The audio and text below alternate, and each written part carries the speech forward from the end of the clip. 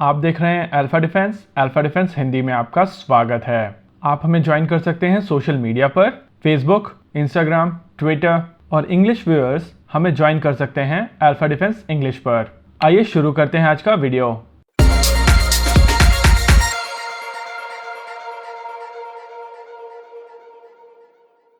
आज के इस वीडियो में हम लोग बात करेंगे Su-30 MKI ने जो रिसेंट एक सॉर्टी लगाई थी लद्दाख में, उसके बारे में। इस सॉर्टी के दौरान Su-30 MKI के ऊपर एक अलग तरीके का लोड आउट देखा गया था। इस सॉर्टी के दौरान ये फाइटर जेट 3 पॉड कैरी कर रहा था, जिनमें से 2 पॉड इसके विंग टिप पर थे और तीसरा अंडर बेली था। इसके विंग टिप पर जो पॉड्स लगे हुए थे वो थे SAP 518, ये सेल्फ प्रोटेक्शन जैमर्स हैं।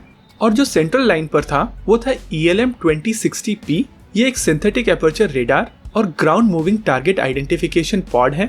इस वीडियो के सरफेस होने और आगे चलने देने का मेन कारण ये था कि इस वीडियो के माध्यम से बताया जा सके चाइनीज इंटेलिजेंस को कि तुम्हारे सारे बिल्डअप और मूवमेंट को हम लोग ट्रैक कर रहे हैं और क्लोजली मॉनिटर कर रहे हैं।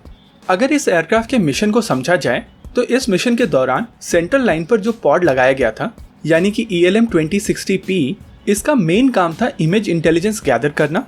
और क्योंकि ये पॉड एक सिंथेटिक एपर्चर रेडार कैरी करता है, इस वजह से ये पॉड उतनी ऊंचाई पर घने कोहरे में रात के समय क्लाउड्स के बीच में से यहाँ तक कि टेंट्स के अंदर की फोटोग्राफ खींच सकता है। ये पॉड ग्राउंड मूविंग टारगेट्स को भी आइडेंटिफाई कर सकता है, जिससे ये समझ में आता है कि कितने चाइनीज व्हीकल्स इस इलाके में हैं और ये कहाँ पर हैं।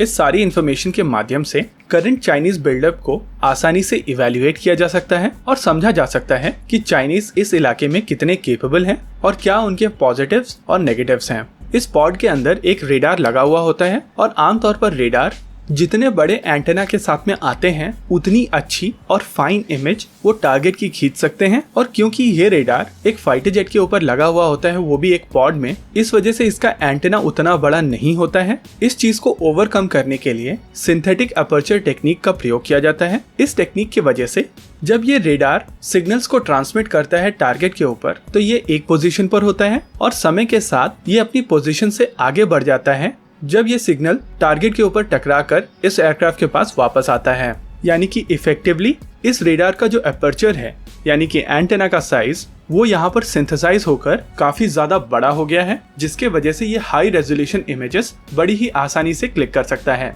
इस तरीके की स्पेसिफिक इंटेलिजेंस और टेरेन मैपिंग इस समय भारत के लिए काफी ज्यादा इम्पोर्टेंट है और ये डेटा जितना ज्यादा हो सके भारत को कलेक्ट करना चाहिए।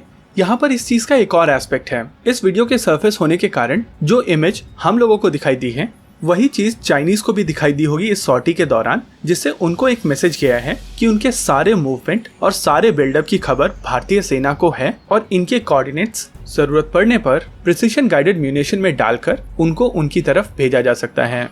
इसके अलावा जो दूसरे 2 पॉड विंग टिप पर थे वो भी काफी ज्यादा क्रूशल थे। पहली चीज, ये इलेक्ट्रॉनिक वॉरफेयर वाले पॉड्स हैं। इनका काम है सेल्फ प्रोटेक्शन और जैमिंग। ये पॉड एयरक्राफ्ट की तरफ आ रहे इलेक्ट्रॉनिक सिग्नल को रिसीव करते हैं, स्टोर करते हैं और जरूरत के अनुसार एक फैब्रिकेटेड सिग्नल को टारगेट की तरफ यानी कि जहां से ये सिग्नल्स आ रहे थे वहां पर भेजता है, जिससे दुश्मन के surface to air missile system और रेडार सिस्टम्स डिसीव हो जाते हैं और उनको लगता है इस इलाके में बहुत सारे अलग अलग तरीके के टारगेट्स हैं। इसको कहा जाता है जैमिंग। लेकिन क्वेश्चन उठता है कि इस सॉर्टी में, जो कि एक प्योरली रिकॉनेसेंस सॉर्टी थी, उसमें इलेक्ट्रॉनिक वॉरफेयर पॉड्स की क्या आवश्यकता थी। साथ ही ये पॉड कोई एस्कॉर्ट जैमर कैरी भी नहीं कर रहा था, तो इस लोड आउट का मकसद क्या था। इसका सबसे प्रमुख कारण था कि इस इलाके में Chinese surface to air missile systems काम कर रहे हैं और ये जरूरी था भारतीय Su-30 MKI के लिए कि ये फाइटर जेट खुद को इलेक्ट्रॉनिक वॉरफेयर से बचाने के लिए प्रोटेक्शन कैरी करे। साथ ही इन सेल्फ प्रोटेक्शन जैमर्स में मेमोरी भी होती है और इन जैमर्स की तरफ अगर एनिमी सिग्नल्स आते हैं तो ये जैमर्स उन सिग्नल्स को रिकॉर्ड कर सकते हैं, जिनको बाद में इन surface to air missile system और रेडार सिस्टम्स के खिलाफ यूज किया जा सकता है। ओवरऑल इस लोड आउट को देखकर काफी अच्छा लगा और ये कॉन्फ़िगरेशन कोई इकलौती कॉन्फ़िगरेशन नहीं है। ये फाइटर जेट बहुत ही ज्यादा वर्सेटाइल फाइटर जेट है और इसी वजह से बहुत ही अलग अलग तरीके की कॉन्फ़िगरेशन में उड़ान भरने में सक्षम है। इस चीज को कवर करने के लिए हम लोगों ने एक डिटेल्ड आर्टिकल किया है और अगर आपको इसके सभी तरीके के लोड आउट्स के बारे में डिटेल में समझना है तो आप लिंक में दिए गए आर्टिकल को जरूर पढ़ें। इस वीडियो में रखते हैं केवल इतना ही। आपको क्या लगता है बताइए हमें कमेंट सेक्शन में। आगे आप कौन सा वीडियो देखना चाहते हैं बताइए हमें कमेंट सेक्शन में। वीडियो को अंत तक देखने के लिए धन्यवाद। अगर आपको वीडियो पसंद आया हो तो आप इसे अपने दोस्तों के साथ जरूर शेयर करें, और अगर नहीं पसंद आया तो बताइए हमें कमेंट सेक्शन में आखिर क्यों।